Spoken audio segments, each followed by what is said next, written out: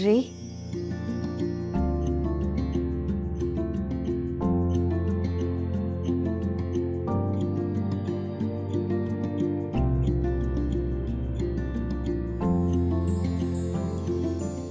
ರೀ,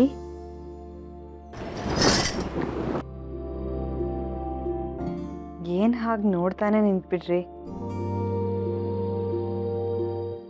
ಇವತ್ತು ನೀನು ಹೇಗೆ ಕಾಣಿಸ್ತಾ ಇದೆಯಾ ಗೊತ್ತಾ? ಹೇಗೆ? ಸಾಕ್ಷಾತ್ ದೇವತೆ ಹಾಗೆ.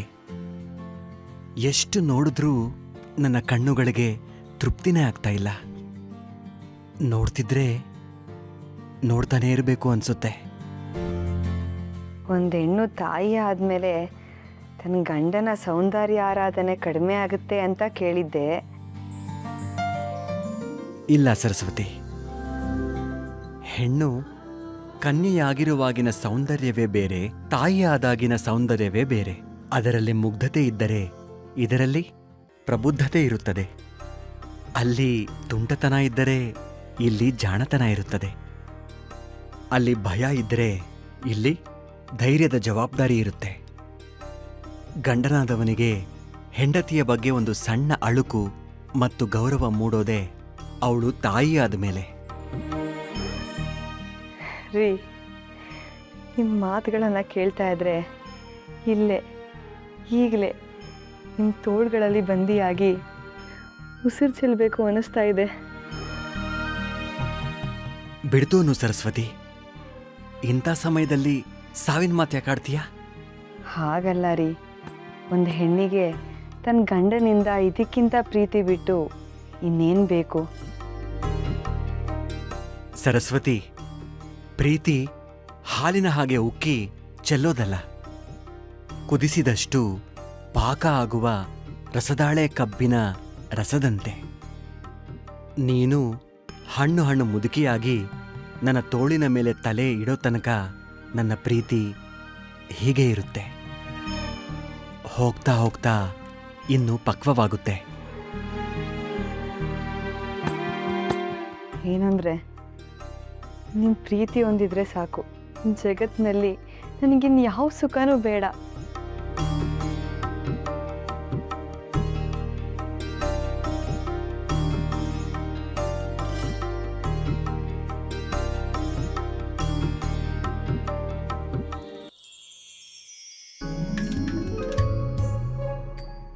ಈ ದಿನ ನನ್ನ ಜೀವನದಲ್ಲಿ ಯಾವತ್ತೂ ಮರೆಯೋದಿಲ್ಲ.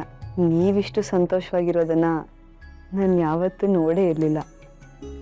ನಿಮ್ಮ ಸಂತೋಷನೇ ನನಗೆ ಬಹುದೊಡ್ಡ ಹಬ್ಬ. ಆರೋ ಮೊದಲು ದೀಪ ಜೋರಾಗುರಿಯುತ್ತೆ ಅಂತ ಕೇಳಿಲ್ವಾ ಸರಸ್ವತಿ? ಚಚೆ, ಏನು ಮಾತು ಅಂತ ಆಡ್ತಿರ್ರಿ? ಈ ಸಂದರ್ಭಕ್ಕೂ ಆ ಮಾತುಗೂ ಏನು ಹೋಲಿಕೆ? ಸಹಜವಾಗಿ ಮನುಷ್ಯನ ಜೀವನದಲ್ಲಿ ಸಂತೋಷ ಹೆಚ್ಚಾಗೋದು ಧನಕನಕಗಳಿಂದ, ಐಷಾರಾಮಿ ವಸ್ತುಗಳಿಂದ. ಅದೆಲ್ಲ ಯಾವುದೂ ಇಲ್ಲದಂತಾದ್ರೆ ಸಂತೋಷ ಎಲ್ಲಿರುತ್ತೆ ಹೇಳು? ಏನು ಅಂದರೆ, ಧನಕನಕಗಳಿಂದ ಸುಖದ ಜೀವನ ಲಭಿಸೋದು ನಿಜಾನೇ, ಅದರಿಂದ ಸಂತೋಷ ಆಗೋದು ಸತ್ಯನೇ. ಆದರೆ ನಿಜವಾದ ಸುಖ ಇರೋದು ಪ್ರೀತಿಯಲ್ಲಿ. ನಿಮ್ಮ ಪ್ರೀತಿ ಎಲ್ಲಿವರೆಗೂ ನನ್ನ ಆವರಿಸ್ಕೊಂಡಿರುತ್ತೋ ಅಲ್ಲಿವರೆಗೂ ನಾನು ಸುಖಿನೇ. ಯಾವಾಗ ನಿಮ್ಮ ಪ್ರೀತಿಯಲ್ಲಿ ಕೊರತೆ ಕಾಣಿಸುತ್ತೋ ಆ ಕ್ಷಣದಿಂದಾನೇ ನಾನು ದುಃಖಿ. ಸರಸ್ವತಿ, ಎಲ್ಲರ ಹಾಗೆ ನಾನು ಒಬ್ಬ ಸಾಮಾನ್ಯ ಮನುಷ್ಯ. ನನ್ನಲ್ಲೂ ದೌರ್ಬಲ್ಯ ಇರುತ್ತೆ. ಯಾವುದೋ ದುರ್ಬಲ ಗಳಿಗೆಯಲ್ಲಿ ನಿನ್ನ ಮೇಲಿನ ಪ್ರೀತಿ ಕೊರತೆ ಆಗಬಹುದು ಅಲ್ವೇ? ಇಲ್ಲ ಇಲ್ಲ, ಅದೆಂಥ ದುರ್ಬಲ ಗಳಿಗೆ ಆದರೂ ಸರಿ. ನಿಮಗೆ ನನ್ನ ಮೇಲೆ ಕೋಪ ಬಂದರೆ, ತಿರಸ್ಕಾರ ಮಾಡಿದ್ರೆ, ಜಗಳ ಆಡಿ ಬೈರಿ, ಹೊಡೀರಿ, ಬೇಕಾದರೆ ನನ್ನ ಕೊಂದೇ ಬಿಡಿ, ನಾನು ಸಂತೋಷವಾಗಿ ಸ್ವೀಕರಿಸ್ತೀನಿ. ನಿಮ್ಮ ಪ್ರೀತಿಯಲ್ಲಿ ಎಂಥ ಕಷ್ಟನಾದರೂ ಸಹಿಸ್ತೀನಿ ಹೊರತು ನಿಮ್ಮ ಪ್ರೀತಿ ಸ್ವಲ್ಪ ಕಡಿಮೆ ಆದರೂ ನಾನು ಸಹಿಸೋದಿಲ್ಲ. ನಿಮ್ಮ ಪ್ರೀತಿ ನನ್ನ ಜೀವ, ನಿಮ್ಮ ಪ್ರೀತಿನೇ ನನ್ನ ಸರ್ವಸ್ವ. ನಿಮ್ಮ ಪ್ರೀತಿ ಇಲ್ಲದೆ ಅರೆ ಕ್ಷಣನೂ ನಾನು ಬದುಕಿರ್ಲಾರೆ.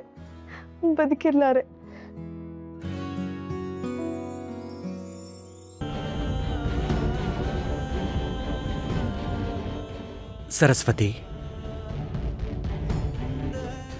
ಬದುಕಿನ ದಾರಿ ನಾವು ಅಂದ್ಕೊಂಡ ಹಾಗೆ ಸಾಗೋದಿಲ್ಲ ಸರಸ್ವತಿ.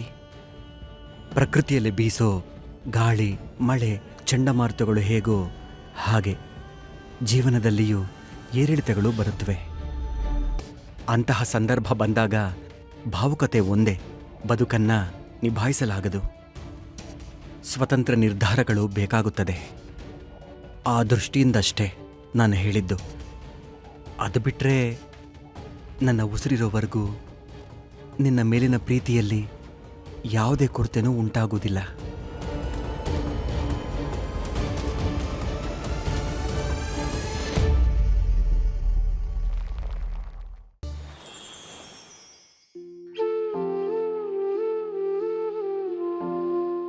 ಹಾಗೆ ಮಲಗಿರು ಕಂದ, ಇವತ್ತು ತುಂಬಾ ಕೆಲಸ ಇದೆ.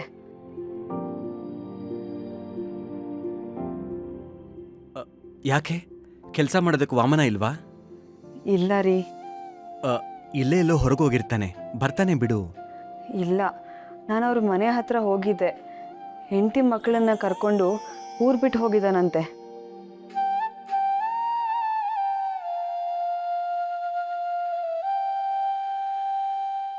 ಅಲ್ಲ, ಇದ್ದಕ್ಕಿದ್ದ ಹಾಗೆ ಏನಾಯ್ತಂತೆ ಆತನಿಗೆ?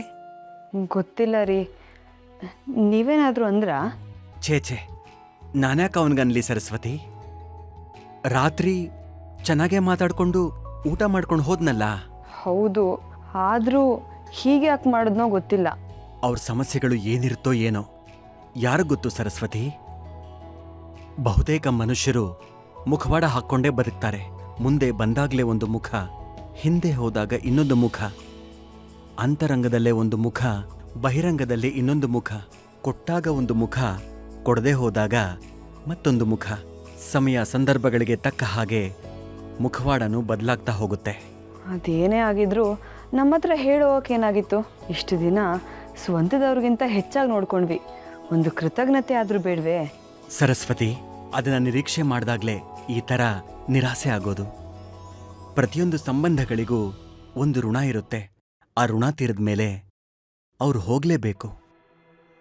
ಬಹುಶಃ ವಿದ್ಯಾಪೀಠದ ಅನ್ನದ ಋಣ ಅವನಿಗೆ ಮುಗೀತು ಅಂತ ಕಾಣುತ್ತೆ. ಅದಕ್ಕೆ ಹೊರಟೋದ.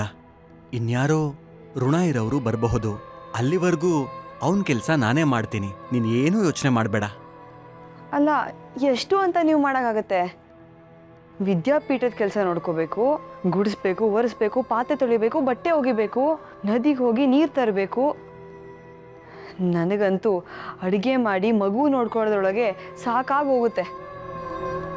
ಮಹಾತ್ಮೆ ಶ್ರೀ ರಾಘವೇಂದ್ರ ಮಹಾತ್ಮೆ